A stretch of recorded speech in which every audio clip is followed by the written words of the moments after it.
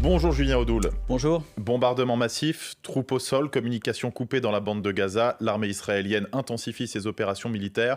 Est-ce que d'après vous, c'est une bonne chose ? En tout cas, il faut éradiquer le Hamas, éradiquer la principale menace à la fois pour le peuple israélien et pour le peuple palestinien qui est ce groupe terroriste islamiste.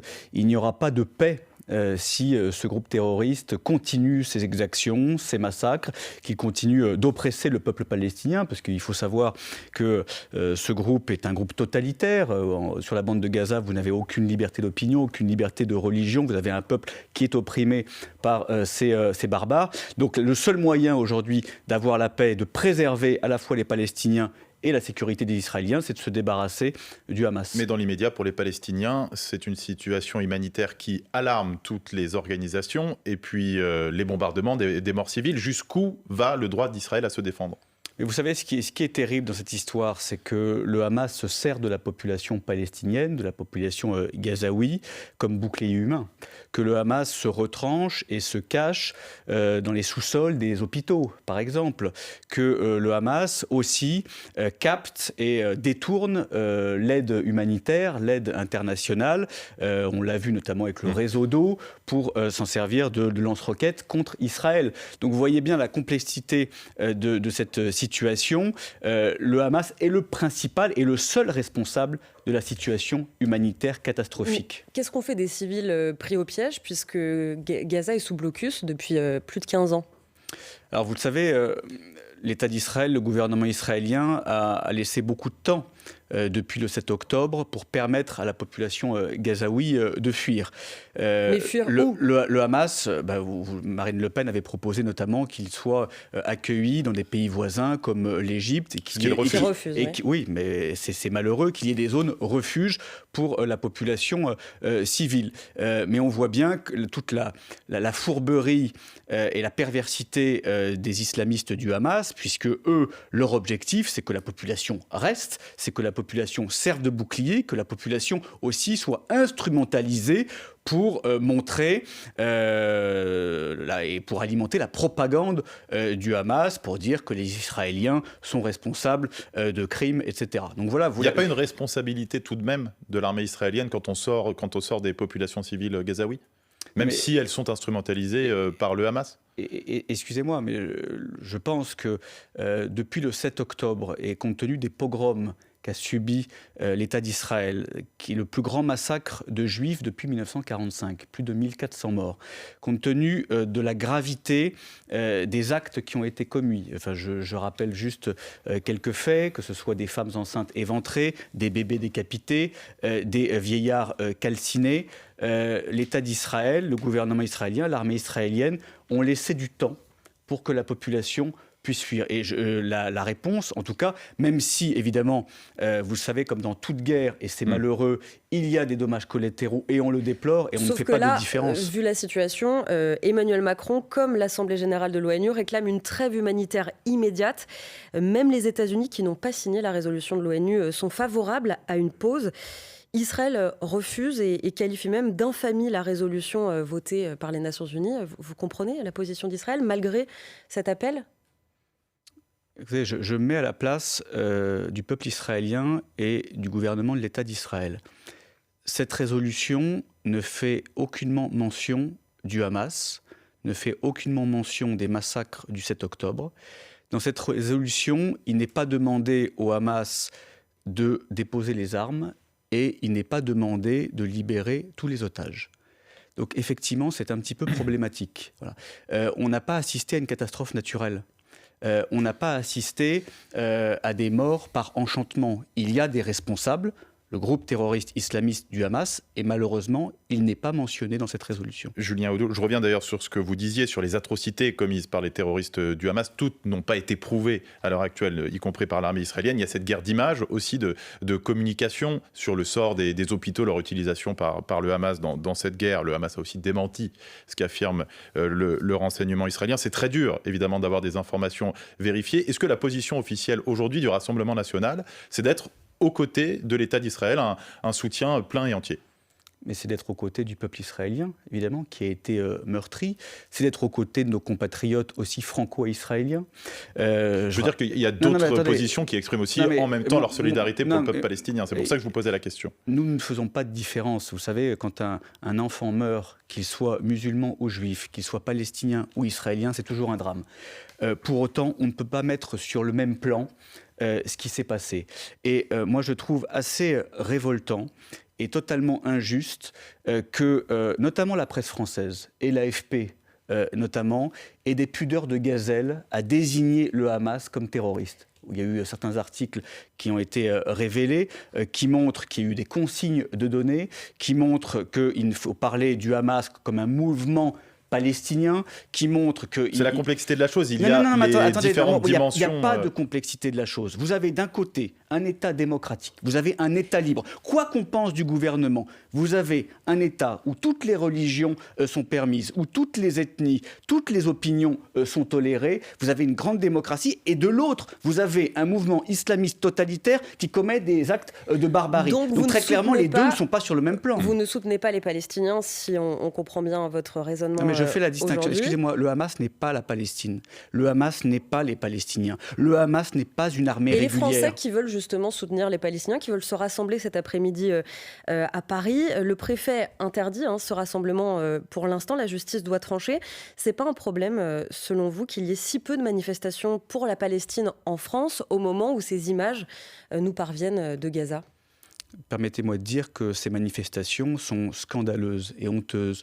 Ce ne sont pas des manifestations pro-palestiniennes, ce sont des manifestations pro-Hamas, avec des slogans, des pancartes antisémites. Parfois, dans les motifs d'organisation, il y en a qui précisent qu'ils n'apportent pas leur soutien au Hamas. Comment peut-on, surtout en France, qui a subi le terrorisme islamiste, comment peut-on, à quelques mètres du Bataclan, comme on l'a entendu, place de la République, mais crier Allah Akbar? Comment peut-on... Allah Akbar, les musulmans le disent à chaque prière. Tous les morts du terrorisme islamiste, excusez-moi, Allah Akbar, dans le contexte que nous vivons en France depuis 2012, pour nos compatriotes de confession juive, près du Bataclan, Allah Akbar est un cri de guerre. Voilà. Soutien sans faille. Et c'est, excusez-moi, mais le professeur Dominique Bernard à Arras, comme Samuel Paty, ont été tués aussi au cri d'Allah Akbar. Mais vous ne rentrez pas justement dans le jeu des terroristes en rentrant dans cette logique, puisque ce n'est pas un terme guerrier sur le papier, cette expression employée par les musulmans. Vous ne rentrez pas justement dans le jeu des terroristes en faisant un slogan de guerre? C'est quand même pointer du doigt tous ceux qui l'utilisent sans avoir ces arrière-pensées. Je suis très étonné en fait qu'on ait ce débat-là, compte tenu de l'histoire récente de notre pays, qui vit au rythme des attentats islamistes. Toutes les victimes, je le redis, depuis 2012 et depuis l'attentat de Mohamed Merah à Toulouse, toutes les victimes du terrorisme islamiste ont été tuées, assassinés au cri d'Allah Akbar. Donc, scander, encore une fois, cela lors de manifestations dont les Israéliens et nos compatriotes juifs et nos amis israéliens ont été les premières victimes, je trouve ça révoltant. Voilà, motif politique pour vous derrière cette expression qui est brandie donc comme un slogan selon vous. On comprend votre position, Julien Audoul, député Rassemblement National de Lyon. On se retrouve dans quelques instants, le temps de dérouler le fil info à 8h41. Benjamin Recouvreur. L'armée israélienne assure avoir frappé 150 cibles souterraines cette nuit dans la bande de Gaza. Au cours des frappes les plus intenses depuis le début du conflit contre le Hamas, des incursions au sol ont à nouveau été menées. Le groupe islamiste fait état de violents combats dans plusieurs localités. Il s'est probablement suicidé selon les autorités. Le tireur de Lewiston dans le Maine aux États-Unis a été retrouvé mort cette nuit. C'est la fin d'une traque de 2 jours après une tuerie qui a fait 18 morts dans la ville. Un ancien magnétiseur de l'Hérault a été condamné hier à 4 ans de prison, dont 2 avec sursis. Cet homme de 69 ans, reconnu coupable de multiples agressions sexuelles sur 11 femmes qui étaient venues le consulter entre 2017 et 2018. Et puis une petite victoire pour l'OGC Nice qui retrouve la place de leader de la Ligue 1 de foot.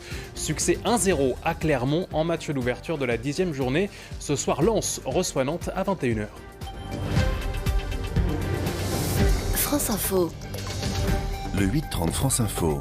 Victoria Coussa, Jules Dequisse. Julien Audoul, député Rassemblement National de Lyon, porte-parole du RN, est l'invité de France Info ce matin. Le remède aux émeutes d'il y a 4 mois pour le gouvernement, c'est plus de mixité sociale. Il veut donc refuser à partir de maintenant d'attribuer les logements de ces quartiers aux plus précaires. C'est pas ça la solution, faire cohabiter les plus pauvres avec des Français qui ont moins de difficultés. Vous vous rendez compte de l'absurdité en fait, de ces mesurettes qui pourraient presque faire rigoler si ce n'était pas aussi grave compte tenu des émeutes que nous avons subies il y a quelques mois.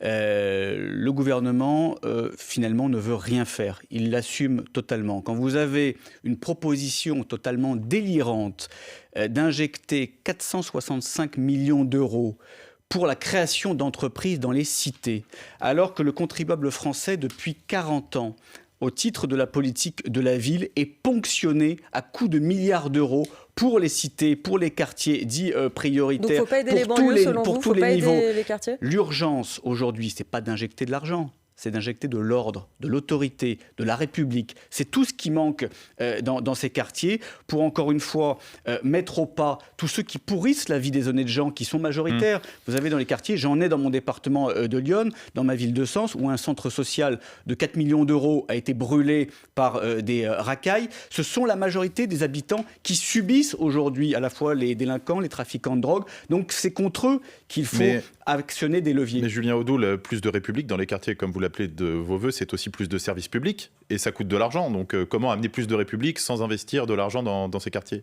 Des services publics, il y en a beaucoup dans ces quartiers. Certains vous diront qu'il y a eu moins de policiers qu'avant, que les professeurs de l'éducation nationale sont les plus jeunes dans ces quartiers, etc. Dans le quartier des Champs-Plaisants à Sens, vous aviez un centre social flambant neuf qui était quasiment construit, qui allait bénéficier justement aux habitants du quartier. Il a été brûlé par les racailles du quartier. Depuis des années, vous avez des centres sociaux, vous avez des écoles, vous avez un certain nombre d'établissements et d'infrastructures de loisirs, culturels, etc. Vous avez tout ça dans les quartiers. Vous n'avez pas ça dans la ruralité, en revanche. La ruralité, elle ne brûle pas, elle ne casse pas. Elle n'a jamais eu le droit à la politique de la ville, malheureusement. Vous demandiez plus de fermeté de la part du gouvernement. L'exécutif promet avec plus de fermeté avec les mineurs délinquants, de responsabiliser les parents aussi.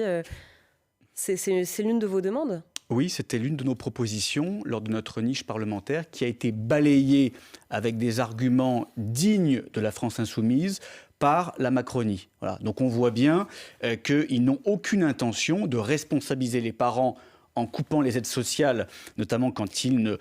Dans ce cas-là, qu'est-ce que vous faites des parents qui ne touchent pas les minima sociaux ? Là, la proposition du gouvernement, c'est justement de loger tous les parents à la même enseigne, qu'ils soient tous responsables financièrement des dommages commis par leurs enfants.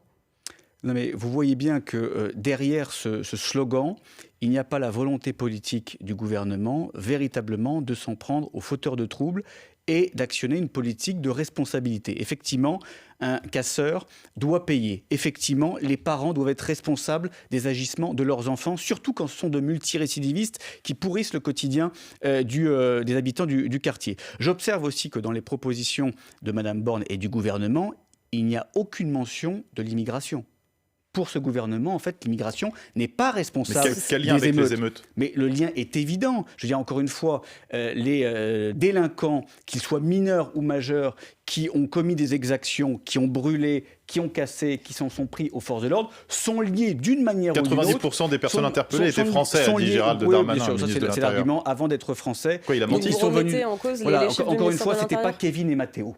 Ça, c'était un gros mensonge, parmi d'autres, de M. Darmanin, qui est. Mais qu'est-ce qui vous permet de l'affirmer aussi clairement ? Puisque, en tout cas, Gérald Darmanin cite une statistique assez limpide. Vous, qu'est-ce qui vous permet d'affirmer le contraire ? Mais vous le savez, encore une fois, la statistique sur la nationalité est un moyen d'éluder le débat. Voilà. Effectivement, ils sont français, comme on dit souvent que certains terroristes islamistes sont français, donc il n'y a aucun problème. Sauf que c'est le résultat de 30 ans de politique migratoire, c'est le résultat de 30 ans de refus d'assimiler des populations, et on en arrive aujourd'hui à une sécession, à du séparatisme dans les quartiers, et à des jeunes qui sont totalement en rupture avec notre pays et la République. Alors, justement, projet de loi immigration qui arrive très rapidement dans le débat. Est-ce que le RN va voter pour, va voter contre ? Vous allez vous abstenir ? Il y a certaines mesures que vous appelez de vos voeux dans le texte, d'autres qui manquent selon vous.